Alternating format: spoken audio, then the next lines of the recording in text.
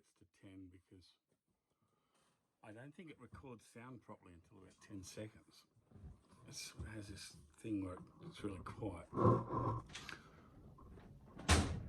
there's Scampy. Okay, this is the long promised video. Start again. This is the long promised video about nuts and bolts. Nuts, bolts, washers, what you should know, what their uses are, what they can do, what they can't do, the different grades, the different thread forms, everything like that. Things you need to know if you're going to use nuts, bolts and washers. And we'll get into it right now. These are 6mm metric bolts. This is a cap screw. It's also a set screw because it's got the thread all the way along, but something that short you would expect to have a thread all the way along. Once they start to get longer, an ordinary bolt would have a shank, which I like that, would have a shank and then a section of thread. Okay. Anything that's a cap screw, generally if you're buying it from a bolt shop or a hardware store, and they're marked as high tensile. Now, tensile strength is the strength that they can stand pulling, because basically that's what a bolt does. It creates a tension, right? Once you screw it in, there's something here, it pushes it into something else, and that's what holds things together. And that's what bolts do, they hold things together. So the tensile strength is the strength that this can take before it breaks. And a high tensile strength is obviously a stronger bolt in that way. Now, anything that you buy from a bolt shop or from a that's marked high tensile, if it's a cap screw, it will be about as high a grade as you can buy. So these are excellent. You can use these for just about anything, even fairly hard applications. They're great. This little hex head bolt, which is probably the most common thing you're going to see around the place. Let's see if I can. Okay. Has, I don't know if you can see it because it's tiny, but it has the maker's mark, and then down here it has 8.8. Now 8.8 is the grade of that bolt. This is also a high tensile bolt. It's not the highest strength tensile bolt that you can get, but it's the one that's generally supplied when you ask for high tensile. I would say that 99% of the stuff I've got here is 8.8 grade, and it does the job just fine on the applications I use them for. And I use them for all sorts of things. On my car, on the motorbikes that I fix, on boats and things like that. So they are, yeah, they're doing a job. Oops. Oops. And these are, like I said, high tensile. Now, as far as low tensile bolts, should be avoided at all costs. They are cheaper. Now, generally, if you buy a bolt from Bunnings and it's what we call, this is a zinc coating.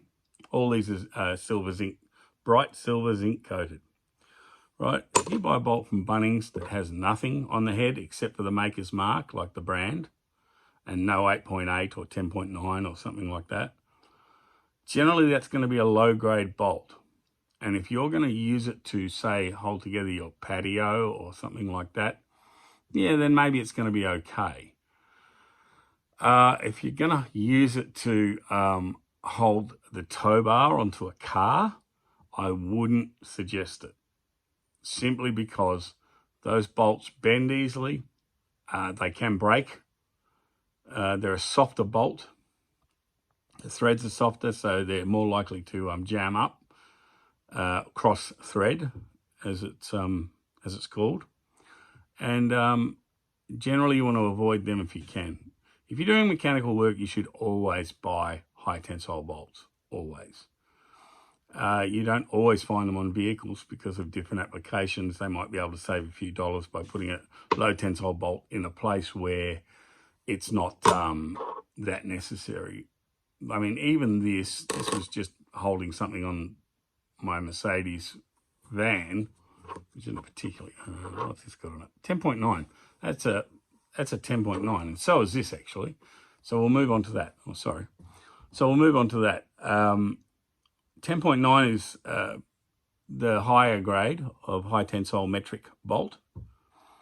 And if you've really got a tough application, like bolting a tow bar onto a car, like, I don't know, bolting together a crane or something like that, where you need the bolts to have super strength, then you'd go for something higher like 10.9. And if there's a higher one than that, I don't know it, but there might be. You'd have to ask the people at the bolt shop about that. But definitely, I keep some of this stuff around for certain applications, for certain jobs. Some of them are leftovers from jobs that I've done. I've built a crane in my workshop. I've done a lot of stuff like that. So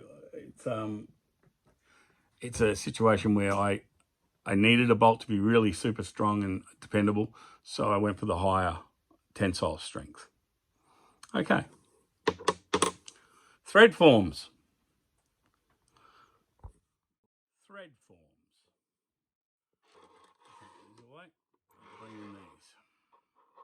All three of these are 8.8 grade metric bolts. But if you look very carefully at them, oops, I'll put them center screen, that's better. If you look very carefully at them, there's a difference between them. Now, let me just explain something. The diameter of the bolt, this is a 12mm bolt, okay, which means it's 12mm across that way.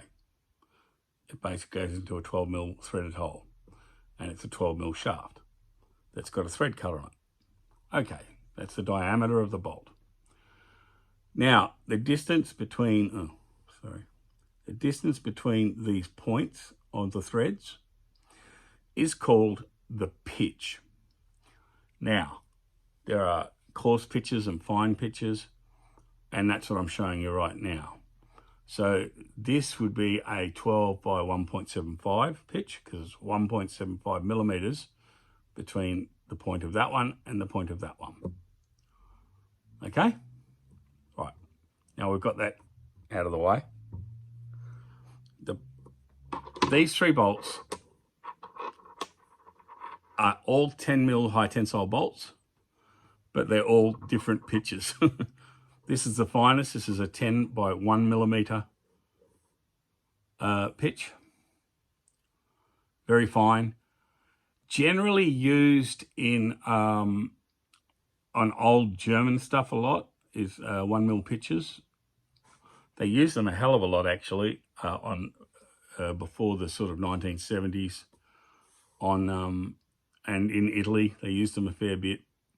But nowadays, unless it's for a special application where they've designed the bolt especially so that you can't replace it with another bolt. See, that's the thing. Sometimes they put fine threads in places where they don't want you to use anything but the proprietary bolt. So like in something like a conrod on a car or a motorbike, the bolts for them are special. They have fine threads, and they're like that for a reason, so that you can't put anything else in there because they have a lot of stress on them. And usually they're torqued so that the bolt stretches slightly, and that holds tension on it all the time when it's hot, when it's cold, when it's under a lot of pressure. So, and that's one of the reasons they use fine threads, and so that you can't substitute them for other bolts that aren't going to be up to the job. Okay, so that's that one. The second one here is a 10 by 125. So 1.25 millimeter between the tips of the threads. This is used a lot on Japanese motorbikes, Japanese cars, and in Japanese industry. I've just got to quickly explain, and I won't go into it too deeply, but there are different metric systems around the world. This is used in a system called ISO, which is a Japanese, I don't know whether it's Japanese, but it's an Asian system that they use, and it's a standard of metric bolts. So the standard metric bolt in ISO would be a 1.25 thread, right? Slightly finer, basically like a UNF thread in the SAE stuff, which we'll get to later. This is basically what we use mostly in Europe. Now, Germany has its own system. It's called DIN, and it's Deutsche Industrial. It's basically a Deutsche Industrial National. I think it's a national industrial standard that basically everything that's made in Germany is built to these standards, if you know what I mean, so that they can sort of control the quality of, well, not the quality, but the build integrity of everything that they make in Germany. It's a very sort of, you know, there were a lot of hangovers from World War II, and I think this was one of them. Nowadays, you would find these standard threads 6x1, 8x125, 10 by 1.5, 12 by 1.75. You'd find all of those threads on German, on America, and stuff that's made in America, stuff that's made in Australia, basically. All of those bolts would be these standard bolts. Now, these are available. This system is available anywhere.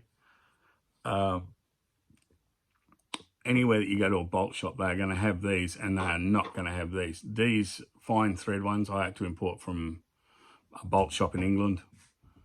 And that's fine because I've got them, and eBay's easy to use. So all that stuff is great. These I was able to buy locally simply because of the abundance of Japanese stuff in Australia, basically. You can buy the ISO sort of standard stuff in Australia, and it's not too bad. But pitch is something you've got to consider if you've got to replace a bolt or buy a bolt.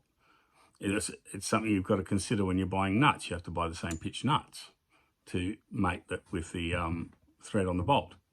So that's basically the metric system. It is a standardized system, not as standardized as you think, because there's a couple of different systems. And yeah, these are what hold the modern world together, basically. Metric bolts. Everything in England is built with metric as well, which is a really weird thing because they still run an imperial gallon, miles instead of kilometres, that sort of thing. But to be standardised with Europe, they have adopted the metric system, and virtually everything that's made there is made with these standardised metric threads. Not so much that, but certainly these ones. You know, I didn't get an 8mm bolt out. That was a bit silly. That's okay. An 8mm bolt is just the size between these two.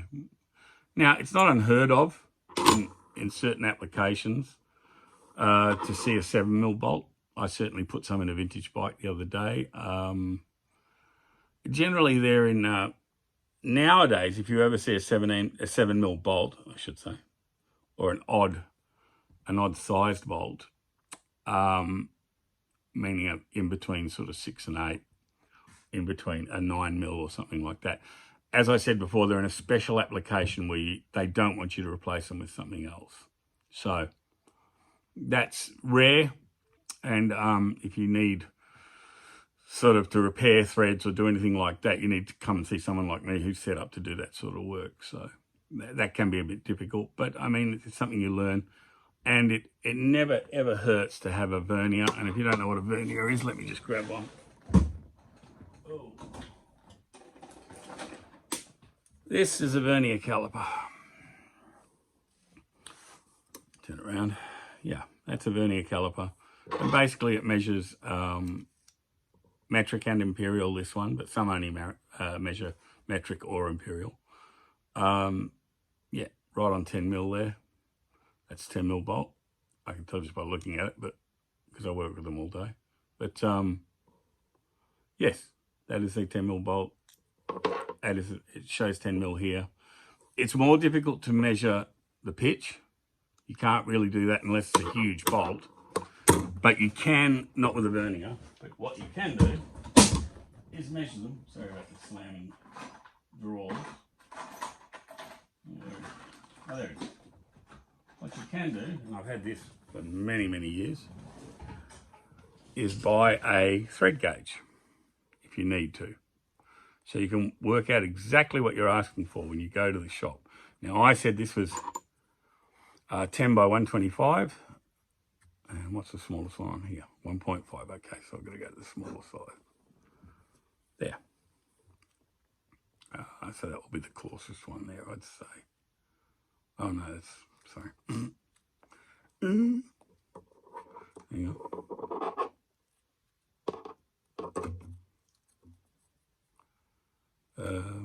One. Oh, what happened there? I must have lost one. Oh, yeah, there. Alrighty then. 125, there it is. 125 and 1.5. We'll show you that in a minute. All right, so how you use a thread gauge is you put it on there like that, and as you'll see, it will mate up with the thread exactly. Now, if you can see any daylight, it means you've got the wrong one, basically. It should mate exactly with that thread. This is called a thread gauge. You can buy them. They come with tap and die sets sometimes, the better quality ones. All right, so the next one I've got out here, the next leaf I've got out here is 1.5. Now, I know that this bolt is 1.5, so put it on there and you can see. Oh God, the light's shitty. You can see that it matches up beautifully. And with one of these and a vernier, you can basically tell what you're dealing with. This is metric and imperial. It's a Stahl Willy one that I bought many years ago. I'm a big fan of Stahl Willy tools, by the way. For measuring stuff, usually I go for the Japanese stuff because it's affordable and really good quality. This is actually a Michitoyo vernier that I've had since I was an apprentice. So I got this in, I think, 1982. Something like that. Because I realised straight away that if I went looking for a bolt to fix a bulldozer, which is what I did back then, I would need one of these to tell what size bolt it was. So I got an 8-inch one, and I've been using it ever since. It's just a fantastic tool. The little, there's like a little knurled knob that was here so that you can pull it backward and forward. That came out many years ago, and I haven't replaced it, but it just unscrewed itself, but I still use it every day. It's been run over by a grader. Actually, yeah, it's been bashed here. It's got a nice dent in it. But yeah. Okay. Metric bolts.